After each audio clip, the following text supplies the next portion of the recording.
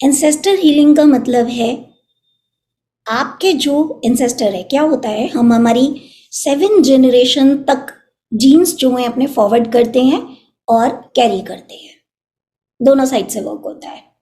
7 generation का मतलब ये बहुत सारी लेडीज कंफ्यूज्ड हैं क्योंकि उनको ये लग रहा है मैरिड है तो क्या हस्बैंड का वो माने या कैसे समझे हम कि कौन है हमारे एंसेस्टर। तो एंसेस्टर का मतलब है बेसिकली जिनके साथ आप ब्लड शेयर कर रहे हैं, जिन्होंने आपको जन्म दिया है, क्योंकि जीन्स आपको वहीं से आए हैं, ठीक है ना। बाकी तो शादी करके आप कहीं भी जाइए, वो एक धर्म के लेवल पर एक अलग चीज है, लेकिन अगर हम साइंटिफिकली और हर तरीके से देखें तो आपके एंसेस्टर वही हैं जिनसे आपने जीन्स लिए हैं, जिनका ब्लड आपके अंदर है।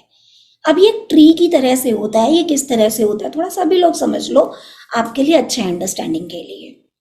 आप हैं सब, आपने किससे जीन्स ली? अपनी मदर से और फादर से, 50% उनसे लिए, 50% आपके हैं, ठीक है। अब आपके पेरेंट्स के अंदर भी एक ऐसा कॉम्बिनेशन है उनके पेरेंट्स का, यानी आपके अंदर अपने मामा की साइड के, नानी की साइड का सारा है, और आपके जो दादा दादी की साइड का है वो सारे जीन्स आपके अंदर है, राइट। तो इस तरीके से ये 7 जनरेशन होती है, उनके पेरेंट्स, फिर उनके पीछे उनके पेरेंट्स। ऑफ कोर्स उसका इफेक्ट कम होता जाता है, लेकिन उनके जीन्स आपके अंदर हैं, और जिनको आपने जन्म दिया उनके अंदर आपके जीन्स फॉरवर्ड हुए हैं। इसी तरीके से जो उनके बच्चे होंगे उनमें आपके जीन्स जाएंगे, राइट। तो इस तरीके से ये ट्री बनता है। इसके अंदर मैरिज से और उससे कोई लेना देना नहीं है कि अब हस्बैंड की फैमिली है तो क्या मतलब अब वो मेरे मतलब एंसेस्टर काउंट होंगे, नहीं। हम लोग डिवोर्स लेते हैं तो उसके बाद कौन किसका, फिर तो सब अलग हो गए ना। तो इस तरीके से हमें काउंट नहीं करना, और आई थिंक आप समझ रहे हैं लॉजिक भी नहीं है कोई, वो लॉजिक जो है आपके ब्लड के थ्रू जो आपके पास आया है, ये आपने समझ लिया। 7 जनरेशन तक जीन्स आते हैं और जाते हैं, राइट, और हमको वो सारा हील करना है। अब समस्या ये होती है, आप जो जन्म लेते हैं, पेरेंट्स जो चूज करते हैं, वो चूज करते हैं आपके कार्मिक पैटर्न के हिसाब से, यानी जो आपके डीएनए का पैटर्न है, जो आपके खुद के जीन्स है, राइट, उसके हिसाब से आप मिलते जुलते पैटर्न वाले पेरेंट्स चूज करते हैं। जब आप उन पेरेंट्स को चूज करते हैं जिनके पैटर्न आपसे मिलते हैं, अब क्या हुआ, मोस्ट ऑफ द फैमिलीज में आप लोगों में से ज्यादातर मदर के पैटर्न कैरी कर रहे होते हैं, क्योंकि मदर का एक स्ट्रॉन्ग इम्पैक्ट होता है आपके ऊपर। जीन्स फादर से भी आपको मिले हैं, लेकिन मदर के क्योंकि वॉर्म में भी रहते हैं तो मदर की थॉट फॉर्म्स को और स्ट्रांगली आप लोग कैरी करते हैं। तो इस तरीके से क्या होता है, मदर का इम्पैक्ट ज्यादा होता है, राइट। तो हमको उसको हील करने की जरूरत होती है। तो अब क्या है, आपके पास जीन्स वहां से आए हैं, मदर का इम्पैक्ट है, आपके अपने चैलेंजेस थे, एक तो उनसे लड़ना बड़ा मुश्किल है आपके लिए, ऊपर से आपको एनवायरनमेंट भी ऐसा मिल गया, रिलेशन भी ऐसे मिल गए जो एक तरीके से कहते हैं सोने पर सुहागा, कि अपनी समस्याओं में पहले उलझे थे, ऊपर से बाहर के लोग भी वैसे ही हैं जो उस जगह लाने में आपको मदद कर रहे हैं। And this is how universe work. अब क्या है, आप अगर खुद का हील कर भी देंगे तो भी आपकी अटैचमेंट कॉर्ड्स जो उनके साथ हैं, आप वहां से वो एनर्जी रिसीव किए जा रहे हैं। तो हमको क्या करना है, हमें उनकी भी हीलिंग में मदद करनी है। वो हील होंगे तो ऑटोमेटिकली वो आपको एनर्जी भेजना बंद कर देंगे, या आपको पुल करना बंद कर देंगे। और वो जब हील होते हैं, आप हील होते हैं, सबके जीन्स पर इम्पैक्ट आता है, आपके भाई बहनों पर, सब पर, जिस जिसके साथ आप ये शेयर कर रहे हो। अब बात आती है कि उनका तो शायद पुनर्जन्म हो चुका होगा, हो भी चुका होगा, शायद क्या काफियों का हो चुका होगा, लेकिन पुनर्जन्म अगर हो भी चुका है तो भी आप आज एक एनर्जी क्रिएट कर रहे हैं, पॉजिटिव एनर्जी, और ये एनर्जी वो जहां भी कहीं है, जिस भी डायमेंशन में है, जिस भी लाइफ में, उन तक पहुंचेगी। ये पॉजिटिव एनर्जी जब उनके पास जाएगी तो हो सकता है उनकी कहीं कोई अवेकनिंग कर दे, किसी भी तरह से वो उनके काम आ सकती है, वी डोंट नो। हम सिर्फ हमारी गुड डीड कर रहे हैं ताकि हमारे जीन्स उनके जीन्स के साथ हील हो जाए और एंटेंगल ना करते रहें आगे तक।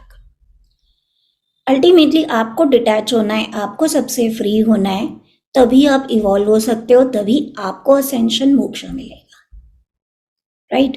अगर आप खुद अपनी हीलिंग पूरे तरीके से नहीं कर पाओगे और अटैच रहोगे तो फिर आप मोक्ष नहीं पा सकते, आप अटके रह जाओगे किसी ना किसी के साथ। So that is the reason we are healing them. दूसरा जो एक रीजन है वो ये रीजन है कि जब हमारे लव्ड वंस की डेथ हो जाती है, कोई भी हो सकता है, जरूरी नहीं है एंसेस्टर के नाम पे आप सीधा बड़े बूढ़ों को ही इमेजिन करने लगे, ठीक है, छोटे भी हो सकते हैं, भाई बहन भी हो सकते हैं, बच्चे भी हो सकते हैं। तो ये जो लोग हैं कई बार इग्नोरेंस में होते हैं। हर एक की अवेकनिंग हो जाए इस लाइफ में जरूरी तो नहीं होता ना, अवेकनिंग होकर भी अपने ऊपर कितनों ने काम कर लिया ये भी मैटर करता है। तो अगर ऐसा होता है तो ये लोग क्या होता है, बीच की डायमेंशन में अटक जाते हैं। ये लोग आगे पुनर्जन्म के लिए जाने से मना कर देते हैं, इन्हें डर लगता है, इग्नोरेंस होती है, समझ नहीं आ रहा होता हम कहाँ जा रहे हैं, क्या कर रहे हैं। कई बार ये इसी लाइफ को जीना चाहते हैं, they don't want to accept. जैसे आप में से भी बहुत से लोग एक्सेप्ट नहीं करते ना कि हमारे लव्ड वंस चले गए, आप भी चाहते हैं वो वापस आ जाएं, वो हमारे साथ रहे, हम उनसे कुछ बातें कर पाए। Means you want to leave them same way they also want to leave you. तो इस चक्कर में भी वो नहीं जाते। तो कई बार कुछ और इच्छाएं होती हैं जो पूरी नहीं हो पाई उनकी इस जन्म में, जिसकी वजह से वो आगे बढ़ने से अपने आप को रोक देते हैं। तो ऐसे बहुत से कारण होते हैं जिसकी वजह से एक आत्मा का पुनर्जन्म नहीं हो पाता और वो बीच की डायमेंशन में अटकी रहती है। और ये हम में से किसी के भी पेरेंट्स या कुछ भी हो सकते हैं। इसके लिए जरूरी नहीं है कि वो आत्मा बहुत ही इग्नोरेंट हो, राइट। मैंने बहुतों की स्पिरिट से कनेक्ट किया है और बहुतों को मैंने देखा है कि वो इस बीच की डायमेंशन में अटक जाते हैं, जबकि हम उनसे एक्सपेक्ट नहीं कर सकते कि वो अटक सकते हैं, लेकिन अटक जाते हैं। कई बार हम ही नहीं जाने देते, बार बार बुलाते रहते हैं उन्हें किसी ना किसी रीज़न से, कि हमें भी अच्छा लगता है कि अरे मरकर भी हमारे साथ हैं। कई बार हमें लगता है शायद उनके पास मैजिकल पावर है, वो हमारी मदद करेंगे, ऐसे भी होता है ना। तो इस चक्कर में भी हम चाहते हैं हमारे पितृ हमें कनेक्ट करते रहें। बहुत लोग तो ऐसे हर चीज़ में मानते हैं पितरों ने ही करके दिया है, तो ऐसा नहीं है। देखिए, मैं चाहती हूँ अंधविश्वास से भी आप लोग बाहर हैं। उनके पास कोई सुपरफिशियल मैजिकल पावर नहीं आ जाती दुनिया से जाने के बाद। They are the same people. It's just कि अब उनके पास शरीर नहीं है तो आप देख नहीं सकते उन्हें, पहले आप उन्हें देख सकते थे। पावर उनके पास कहाँ से आएंगी, पावर नहीं आती। बस वो अब इस संसार की माया को समझ पाते हैं उस डायमेंशन में रहकर, जो वो पहले नहीं समझ पा रहे थे। तो आपके लिए ऐसे कोई वो मैजिक वगैरह नहीं करके दे रहे, लेकिन हाँ, जब वो आपको ब्लेस करते हैं तो वो भी एक एनर्जी क्रिएट करते हैं जो आपके पास पलट कर आती है, राइट। लेकिन हमारा काम एंसेस्टर्स के साथ जुड़े रहना नहीं है, हमारा काम हायर बीइंग्स के साथ, एंजल्स के साथ, गॉड्स के साथ, इनके साथ कनेक्ट करना है। बहुत से लोग क्या करते हैं, एंसेस्टर से ही बातें करते रहते हैं। वो नहीं करना आपको, क्योंकि वो तो खुद भटके हुए हैं, उनका तो खुद वो आगे नहीं जा पा रहे हैं, बीच के डायमेंशन में अटक गए हैं। तो आपकी क्या मदद करेंगे, आप उनकी मदद कर सकते हो। बल्कि आप क्यों मदद कर सकते हो, क्योंकि आपके पास शरीर है। आपके पास शरीर है तो आप इस शरीर में ही कर सकते हो जो कर सकते हो। शरीर छूटने के बाद आप कुछ नहीं कर सकते। तो वो तो खुद आपकी तरफ देख रहे हैं कि हमारी मदद कर दो, क्योंकि वो लाचार रहे हैं अब दूसरी डायमेंशन के अंदर। तो यहाँ से आप उनको मदद कर सकते हैं। अगर उनके मन में कोई इच्छाएं अधूरी रह गई थी, आपको ऐसा लगता है, हम इसके अंदर एक मेडिटेशन करेंगे जिसमें आपके एंसेस्टर्स आपसे कनेक्ट करेंगे। कोई भी हो सकता है, आप किसी पर्टिकुलर रन के साथ कनेक्ट करना चाहते हैं तो आप उनसे कीजिए, आप उनको बुलाइए। बट हो सकता है कोई और भी आपको दिखाई दे, सुनाई दे, थॉट्स में आए। मैं आपको टाइम दूंगी, जिसको भी जो भी कहना चाहते हो खुलकर कहो। कहते कहते शायद आपका मन भारी भी हो जाए, हो जाता है, खुलकर रो लो। यहाँ ना आपको कोई नहीं देख रहा, मैं भी नहीं देखूंगी, सब अपने अपने में बिजी हैं। बस ऐसे सोचो आपके पास कोई है ही नहीं, आप ही हो बस। तो जो भी फीलिंग सरफेस पर आ रही है, प्लीज डोंट होल्ड। यही मेरा पर्पस था इसको कराने का, कि हमारे जो स्टक्ड इमोशंस हैं हमारे अंदर वो रिलीज हो जाएं। जो भी कहना चाहते हो बोल दो, कोई दिक्कत नहीं है, बोलना ज़रूरी होता है। इंट्रोवर्ट होना कोई बहुत बड़ा खिताब नहीं होता, ठीक है। Just speak whatever you feel, whatever you think, whatever you wanted to say, whatever you want to से।